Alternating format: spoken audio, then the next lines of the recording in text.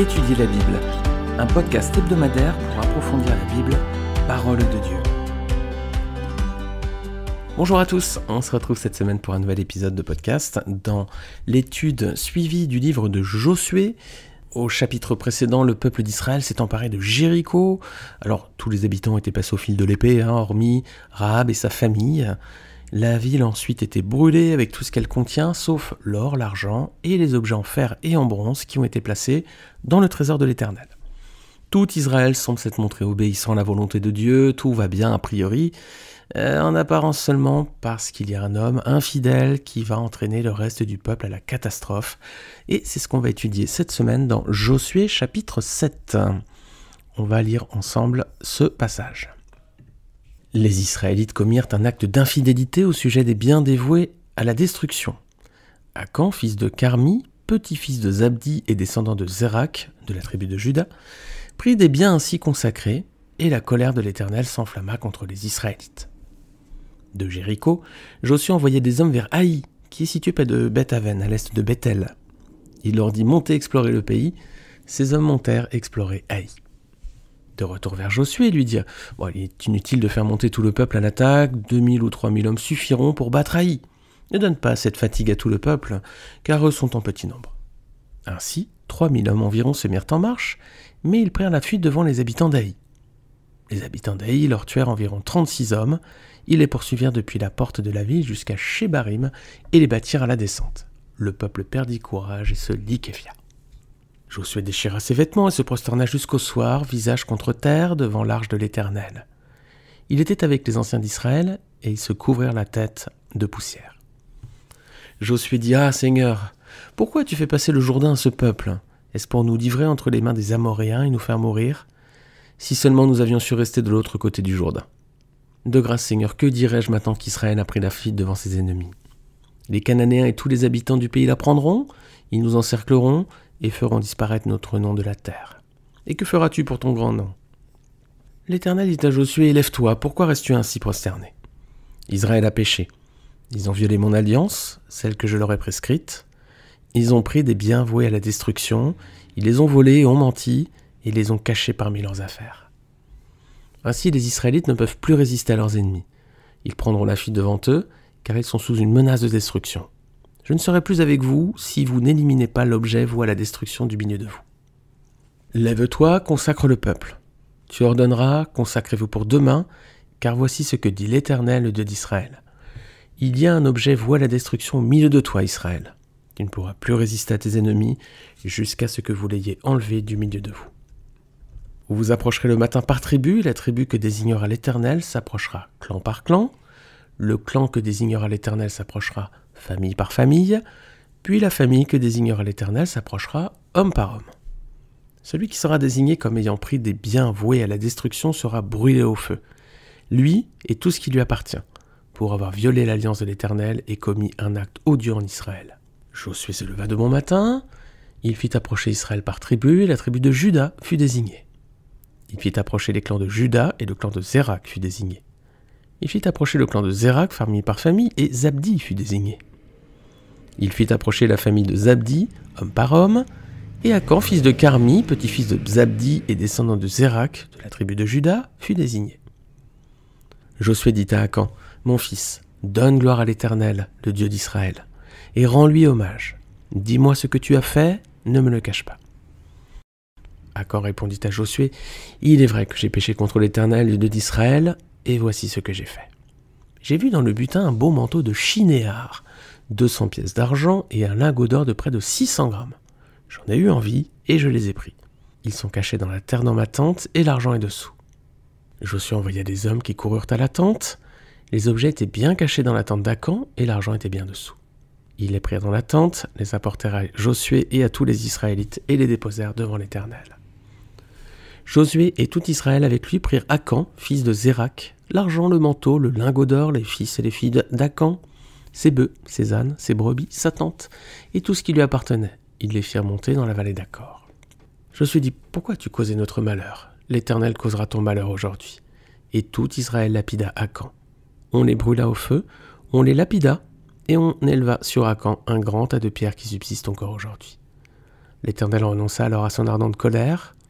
C'est à cause de cet événement qu'on a appelé jusqu'à aujourd'hui cet endroit Vallée d'Achor. Alors c'est une histoire de jugement qu'on voit ici, et on va détailler tout ce passage verset par verset. Tout d'abord, on va regarder la faute d'Akan. Alors qui est Akan ? Verset 1, c'est un descendant de Zérak de la tribu de Juda. Est-ce que vous vous rappelez, les amis, qui est Zérak ? On avait vu ce personnage lorsqu'on avait étudié Genèse 38. C'est l'un des 2 jumeaux qu'a eu Juda avec sa belle-fille Tamar. Voilà. Vous pouvez réécouter le podcast qui traite de Genèse 38, je vous mets le lien juste en bas de cet épisode. Et vous pouvez relire également en parallèle 1 Chroniques chapitre 2, versets 1 à 7, qui en parle. 1 Chroniques chapitre 2, versets 1 à 7. Alors ce que je vous invite, vous pouvez faire une pause éventuellement sur ce podcast, ou alors vous prenez un crayon, et puis vous notez la référence si vous souhaitez la lire après. C'est 1 Chroniques chapitre 2, versets 1 à 7. Alors qu'est-ce qui est reproché à cet homme Akan ? Il a pris des choses dévouées, voilà, ah là là là là. Est-ce qu'il le savait ? Ou alors est-ce qu'on peut se dire, le pauvre il savait pas quoi ? Regardez avec moi, Josué 6, versets 16 à 20. C'est au moment où en fait le peuple fait le tour de Jéricho, et on voit que la 7e fois, comme les prêtres sonnaient de la trompette, Josué dit au peuple « Poussez des cris, car l'Éternel vous a livré la ville. La ville sera vouée à l'Éternel, elle et tous ceux qui s'y trouvent. Mais on laissera la vie à Rahab, la prostituée, à tous ceux qui seront avec elle dans sa maison, parce qu'elle a caché les messagers que nous avions envoyés. Seulement gardez-vous bien de toucher à ce qui sera voué à la destruction. En effet, si vous preniez de ce que vous aurez voué à la destruction, vous mettriez le camp d'Israël sous une menace de destruction, et vous causeriez son malheur. Tout l'argent et tout l'or, tous les objets en bronze et en fer seront consacrés à l'Éternel, et entreront dans le trésor de l'Éternel. » Le peuple poussa des cris et les prêtres sonnèrent de la trompette. Lorsque le peuple entendit le son de la trompette, il poussa de grands cris et la muraille s'écroula. Le peuple monta dans la ville, chacun devant soi. Ils s'emparèrent de la ville. Voilà, Akan était bien présent, parce qu'on sait que ce sont les hommes qui ont fait le tour de la ville de Jéricho. Donc il était informé, c'est pas quelqu'un qui a commis une faute par innocence, on va dire, par ignorance. Donc il a pris des choses vouées par interdit, mais il avait été prévenu. Alors, un seul homme a péché, pourtant le texte indique « Les enfants d'Israël commirent une infidélité.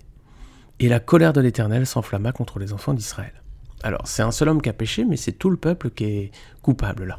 On va revenir sur ce point un petit peu plus tard dans la suite du texte. Auparavant, on va regarder les préparatifs à la prise d'Aï. Verset 2. Qu'est-ce qu'il fait Josué là ? Il envoie des espions observer la ville d'Aï. Alors l'espionnage, c'est pas quelque chose qui est né avec James Bond 007. Ici, on voit que c'est une pratique déjà d'envoyer des espions, et c'était une pratique courante à cette époque. Rappelez-vous que Josué avait fait passer ses frères pour des espions quand ils étaient venus le voir en Égypte. On l'avait vu dans l'épisode qui traitait de Genèse 42, épisode de podcast, vous aurez le lien là encore en bas de cet épisode. Il y a Moïse aussi qui a fait envoyer 12 hommes pour explorer Canaan, et Josué en faisait partie à l'époque. Et Josué également envoyé 2 hommes à Jéricho, avant d'en faire la conquête. C'est ce qu'on avait vu dans un podcast précédent, où on a traité de Josué chapitre 2. Alors, ces hommes partent, et quel est leur constat, verset 3 ? A priori, c'est plutôt positif, optimiste. La ville semble facile à prendre. D'ailleurs, il dit il faut 2-3 000 hommes, pas plus, c'est bon. Ça démontre quoi, selon vous ? Le fait que les espions disent, écoute, envoie 2-3 000 hommes, pas plus, ça va être suffisant. Est-ce qu'on peut dire que c'est un acte de foi ? La ville, elle comptait 4 à 6 fois plus d'habitants. Si on lit Josué chapitre 8, versets 24 à 26, on a le nombre. Josué 8, on a le nombre, on voit qu'ils étaient 12 000. C'est le verset 25 pour être précis. Alors ça faisait donc un soldat israélite pour 4 à 6 habitants à peu près. Donc Israël était confiant suite à sa prise de Jéricho avec l'aide de l'Éternel. Donc est-ce qu'on peut dire que c'est un acte de foi d'envoyer peu de personnes ? Il y a une autre lecture, c'est qu'on peut dire que c'est un peu présomptueux quand même. Et pourquoi j'ai plutôt cette lecture-là ? On va regarder 3 différences par rapport à la conquête de Jéricho. Premièrement, c'est pas Dieu qui envoie le peuple conquérir Haï, alors que c'était l'Éternel qui avait envoyé le peuple conquérir Jéricho. Donc déjà, c'est pas Dieu qui prend l'initiative. Donc déjà, c'est pas Dieu qui est à l'initiative de cette conquête. Ensuite, même si les espions sont plutôt optimistes, Josué et le peuple ne consultent pas l'Éternel pour ce projet de bataille. Ils n'en font qu'à leur tête, entre guillemets. Ils ne consultent pas l'Éternel. Et troisièmement, pendant la bataille d'Haï, l'arche n'est pas présente lors de l'attaque de la ville. Alors que rappelez-vous à Jéricho, lorsque le peuple en a fait le tour et qu'il a pris la ville, l'arche était au milieu du peuple. Donc ici on voit que c'est pas Dieu qui est à l'initiative de cette bataille, il n'est pas consulté par Josué le peuple, et l'arche n'est pas présente lors de l'attaque. Donc la conquête d'Aï semble plutôt présomptueuse, comme on pouvait le craindre. J'ai pas l'impression que c'est un acte de foi, j'ai plutôt l'impression que c'est un acte de suffisance, un petit peu trop plein d'optimisme. Et ça, c'est souvent ce qui se passe dans nos vies, les amis. L'Éternel, parfois, va nous faire une belle réponse à la prière, va nous bénir, comme à Jéricho. Et puis, la fois d'après, on se montre bien ingrat, et puis, on se dit, on n'a plus besoin de lui, quoi. C'est parfois ce qui arrive peut-être dans nos vies. Repensons à ça, est-ce que c'est notre attitude? Si c'est ça, c'est pas positif. Parce qu'on voit que la conquête d'Aï, ici, ça va vraiment tourner à la débâcle. Regardez, versets 4 et 5... Oh là là, c'est la débandade. 3000 soldats sont envoyés, mais ils sont mis en déroute. Il y en a même 36 qui sont tués. Alors, réaction du peuple, verset 5. Consternation et le peuple a perdu courage. Regardons l'attitude de Josué, versets 6 à 9. Il est comment, Josué? Il est abattu. Verset 7, regardez ce qu'il dit. Ah, Seigneur éternel, pourquoi as-tu fait passer le Jourdain à ce peuple pour nous livrer entre les mains des Amoréens et nous faire périr? Ah, si nous avions su rester de l'autre côté du Jourdain. Alors là, clairement, on a l'impression d'entendre Moïse qui reprocha à Dieu de l'avoir envoyé devant Pharaon. Exode 5, versets 22 à 23. Regardez, c'est le même genre de plainte. Exode 5, versets 22 à 23. Moïse retourna vers l'Éternel et dit « Seigneur, pourquoi tu fais du mal à ce peuple? Est-ce pour cela que tu m'as envoyé? Depuis que je suis allé trouver le Pharaon pour parler en ton nom, il fait du mal à ce peuple et tu n'as pas du tout délivré ton peuple. » Voilà les reproches de Moïse. Pas joli, Alors ceux de Josué, c'est pas mieux. Et on croirait aussi entendre le peuple d'Israël qui reprochait cette fois à Moïse de l'avoir fait sortir d'Égypte après le retour des espions de Canaan. Regardez Nombres, chapitre 14, versets 1 à 3. Toute l'assemblée se souleva et poussa des cris, et le peuple pleura pendant la nuit. Tous les Israélites murmurèrent contre Moïse et Aaron, et toute l'assemblée leur dit « Si seulement nous étions morts en Égypte ou dans ce désert !» Pourquoi l'Éternel nous fait-il aller dans ce pays où nous tomberons par l'épée, où nos femmes et nos petits-enfants deviendront une proie? Ne vaut-il pas mieux pour nous retourner en Égypte? Ah là là, les amis, il n'y a que de plaindre, c'est le bureau des réclamations, là. Et nous, les amis, est-ce qu'on est mieux, franchement? Quelle est notre attitude lorsque Dieu ne semble pas être avec nous? On prie, puis le Seigneur ne répond pas à nos prières. Est-ce qu'on fait des reproches? Est-ce qu'on dit « Seigneur, tu m'as abandonné » ou alors « Pourquoi le Seigneur ne répond pas » Est-ce qu'on fait des reproches à l'Éternel? Ou bien est-ce qu'on a confiance et est-ce qu'on s'appuie sur son amour avec foi? Voilà, est-ce qu'on se dit, bon, si l'Éternel ne répond pas, c'est que c'est pas bon pour moi. Tant qu'Israël s'appuyait sur le Seigneur comme à Jéricho, Dieu était avec eux et leur donnait la victoire. Lorsqu'Israël s'appuyait sur sa force comme Haï, Dieu s'est éloigné d'eux et ils ont connu la défaite. Quelle leçon pour nous aussi, les amis, vraiment. Mais il y a quand même une autre raison à cette débâcle. Le côté un peu présomptueux de cette attaque, certainement, en était l'une des raisons, mais c'est pas la seule, et d'ailleurs, la parole de Dieu accentue plutôt l'autre aspect. On va regarder les raisons de la défaite d'Haï. Voilà l'explication que Josué reçoit. Verset 10, l'Éternel lui dit « Lève-toi, pourquoi restes-tu ainsi couché sur ton visage ?» Déjà, on voit qu'il semble lui faire des reproches, vu l'intonation. Verset 11, voilà, l'Éternel explique à Josué à présent les 6 raisons de cette défaite. Regardez. Israël a péché. Je suis dans le verset 11, Josué 8, 11. Israël a péché. Ils ont transgressé mon alliance que je leur ai prescrite. Ils ont pris des choses des vœux par interdit. Ils les ont dérobées et ont menti. Et ils les ont cachées parmi leurs bagages. Donc, 6 raisons. Israël a péché, premièrement. Deuxièmement, ils ont transgressé l'alliance que Dieu avait faite avec eux. Troisièmement, ils ont désobéi. Quatrièmement, ils ont volé. Cinquièmement, ils ont menti. Sixièmement, ils ont caché leurs fautes. Ça fait beaucoup d'éléments quand même pour, au départ, ce qui nous semble peut-être être une petite faute, un homme qui a volé un manteau. Bon, on pourrait minimiser un petit peu l'acte, mais on voit quand même que par cet acte-là, il y a quand même 6 fautes, ce qui est beaucoup. Alors, on va revenir sur un petit détail qu'on a vu au début. Pourquoi l'Éternel dit « Israël a péché » alors que c'est seulement Akan qui a désobéi? Certainement qu'on peut voir que Dieu voyait Israël comme un tout, et qu'il voulait que son peuple soit uni comme un seul homme. Voilà, une seule tête, en quelque sorte. Israël, un ensemble, un peuple vraiment uni, le peuple de Dieu. Alors c'est peut-être une façon de voir les choses. Effectivement, Dieu voyait ce peuple comme un tout, une seule unité. Ça, c'est l'ancienne alliance, les amis. Et ensuite, dans l'histoire d'Israël, le peuple d'Israël va être reconnu comme idolâtre, il va même être déporté à Babylone par la suite. Alors c'est pas forcément tout le peuple qui avait péché, certains étaient restés fidèles, certainement. Mais c'était dans l'Ancienne Alliance, effectivement, c'était collectif. Aujourd'hui, dans la Nouvelle Alliance, notre responsabilité est individuelle. Regardez avec moi, Romains 14, versets 10 à 13. Mais pourquoi juges-tu ton frère ? Ou toi, pourquoi méprises-tu ton frère ? Nous comparaîtrons tous en effet devant le tribunal de Christ. Car il est écrit « Je suis vivant », dit le Seigneur. Chacun pliera le genou devant moi, et toute langue rendra gloire à Dieu. Ainsi donc, chacun de nous rendra compte à Dieu pour lui-même. Ne nous jugeons donc plus les uns les autres, mais veillez plutôt à ne pas placer d'obstacles ou de pièges devant votre frère. Voilà donc, chacun de nous devra rendre compte à Dieu pour lui-même. Dans l'Ancienne Alliance, la culpabilité était collective. Dans la Nouvelle Alliance, la culpabilité, la faute est individuelle. Nous devrons rendre compte à Dieu chacun pour nous-mêmes. Alors Achan a commis une faute et va recevoir une terrible punition. Est-ce que selon vous, l'Éternel est-il trop exigeant ? On a dit, c'est pas finalement peut-être une faute trop grave, il a tué personne, il a pris un manteau, quelques biens, voilà. Est-ce que vraiment l'Éternel n'est pas trop dur là ? Il faut voir que Dieu était en train de construire l'identité morale d'Israël. Celui qui est capable de rompre l'alliance avec l'Éternel pour des petites choses, peut-être qu'il sera ensuite tenté de rompre cette alliance avec des choses plus grandes. Je me rappelle dans les années 80, 90, je me rappelle que si vous avez connu New York à cette époque, c'était terrible. Il y avait une criminalité, un taux de violence dans cette ville qui était incroyable.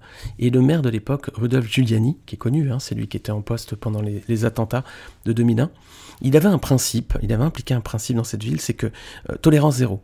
Une personne qui est capable de faire un tag ou de faire un petit acte d'incivilité, il n'y avait aucune tolérance pour lui, les condamnations étaient très fermes, Parce que le principe, c'était si quelqu'un est capable de rompre la loi pour des petites choses, si on le laisse faire, petit à petit, il va en faire de plus grandes.